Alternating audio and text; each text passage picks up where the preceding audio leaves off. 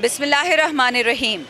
इस वक्त आपके सामने तमाम पेशावर के MNAs, MPAs, वर्कर्स एहतजाज कर रहे हैं। हमारा एहतजाज सिंपल है, इमरान खान को वो तमाम हकूक़ दिए जाएं जो पाकिस्तान के बाकी कैदियों को दिए गए हैं। ये एक मुजरिम नहीं, एक बेगुनाह कैदी है, ज़मीर का कैदी है।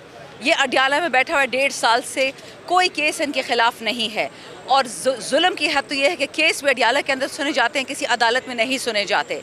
हमारी एक डिमांड है, इस हुकूमत वक्त से जो फॉर्म 47 की हुकूमत है, इमरान खान को उनकी बहन, इमरान खान को उनके वकील, इमरान खान को उनकी डॉक्टर की रसाई की जाए, हमारे तमाम मुतालबात पूरे किए जाए, हमारे शक और शकूक दूर किए जाएँ, वरना हम मजबूर होंगे, हम अडयाला चौक की तरफ आएंगे। हमें लीडरशिप ने कोई कॉल नहीं दी है, लेकिन अब वर्कर थक गया है, वर्कर किसी की कोई नहीं मानेगा। हम खुद निकलेंगे, अडयाला जेल के सामने मार्च करेंगे, हम उधर धरना देंगे और फिर देखी जाएगी। लेकिन ये याद रखें, अगर इमरान खान के एक बाल को भी कोई तकलीफ़ पहुंचाई गई, ये आवाम फिर रिस्पॉन्सिबल नहीं है, ज़िम्मेदार हम नहीं हैं।